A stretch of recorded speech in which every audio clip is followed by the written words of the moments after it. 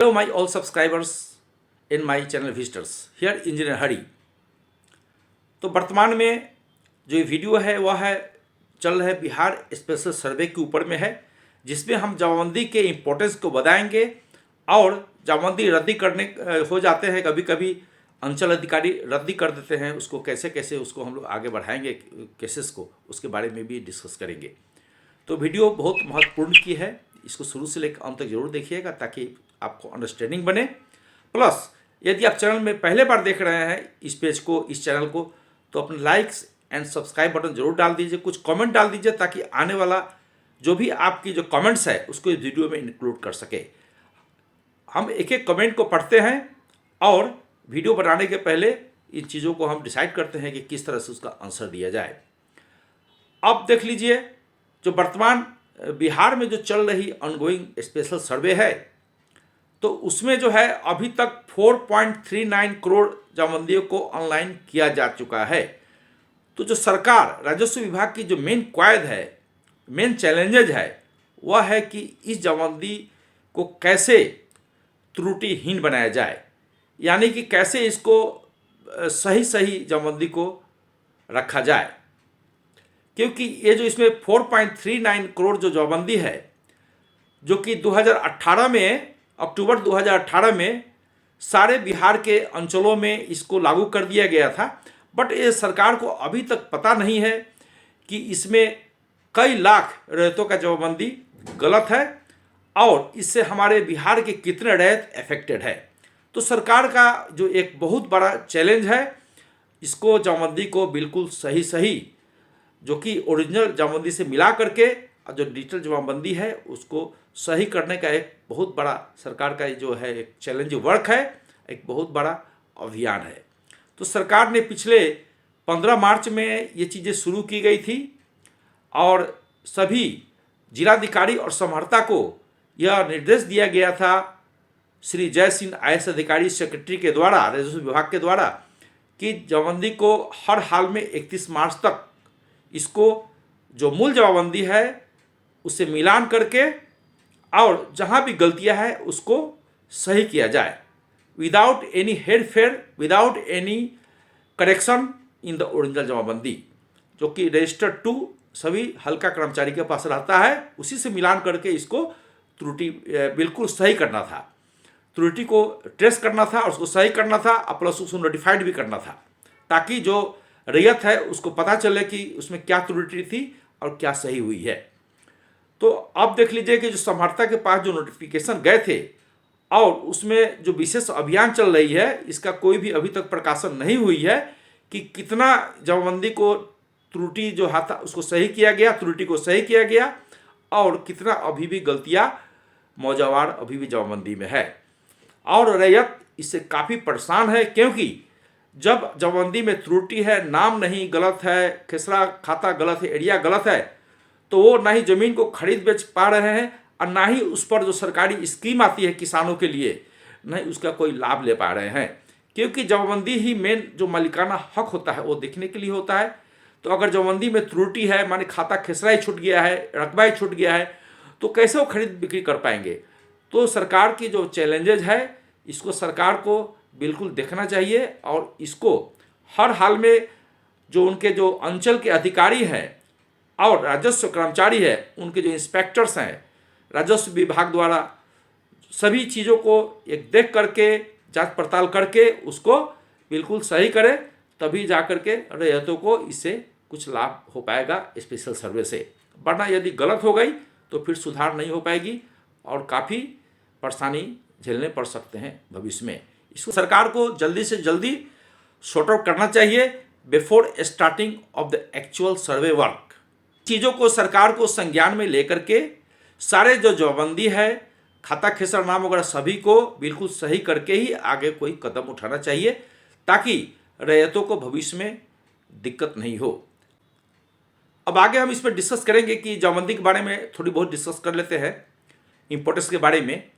तो आप ये जानिए कि केवल ज़मीन की रजिस्ट्री या केवाला या बैनामा लिखवा लेने से ही आप ज़मीन के मालिक नहीं हो पाते हैं। आपने देखा होगा कि एक ही प्लॉट को रैयत अपने लालचवश या दबंगई बस 2-3 बार बेच देते हैं।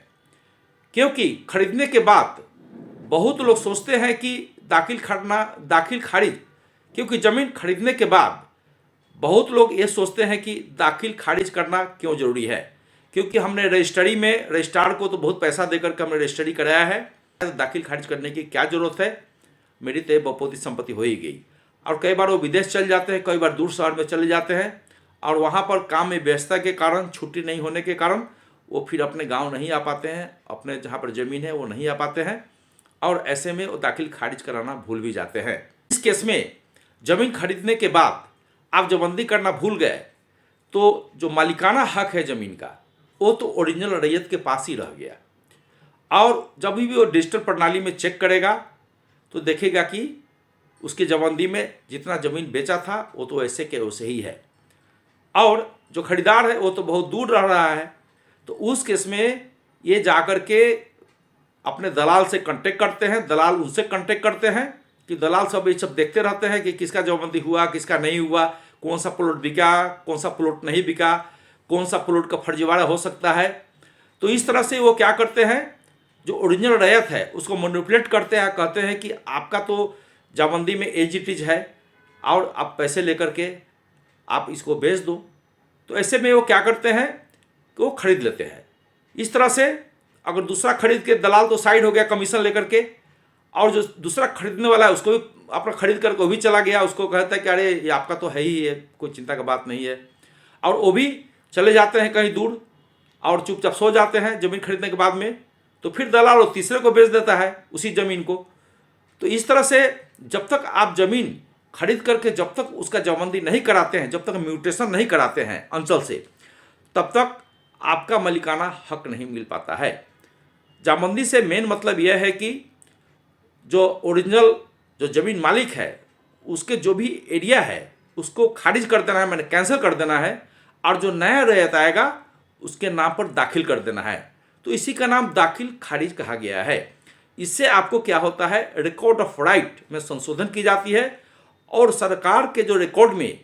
आपका एक बार मालिकाना हक मिल जाता है, उसके बाद में आप अपने ज़मीन पर जो भी एग्रीमेंट है उसके हिसाब से आप उस पर मकान बना सकते हैं, घर दुकान बना सकते हैं, उस पर बैंक लोन ले सकते हैं, या किसानों के लिए तरह तरह के स्कीम आते रहते हैं ब्लॉक में, अंचल में, वहाँ जाकर के आप उसके लाभ भी उठा सकते हैं। तो इससे जमाबंदी करा लेने से बहुत सारे फ़ायदे मिलते हैं। तो मेन फ़ायदा आप समझ गए होंगे कि इस पर मालिकाना हक मिलता है, रिकॉर्ड ऑफ राइट में संशोधन करके आपको रिकॉर्ड में कोई भी देख सकता है। उस पर फर्दर आप भी उसको अगर बेचना चाहे तो उसमें कोई भी प्रॉब्लम नहीं आती है, खरीदार को ना आपको, किसी को कोई प्रॉब्लम नहीं आती है, और आपका काम सुचारू रूप से सब कुछ अच्छा रहता है। इस कारण से दाखिल खारिज की जो एक अलग ही इम्पोर्टेंस होती है, एक ऐसा अति आवश्यक दस्तावेज है जिसमें सरकार जो है अपने रिकॉर्ड में संशोधन कर देती है और आपका मालिकाना हक मिल जाता है,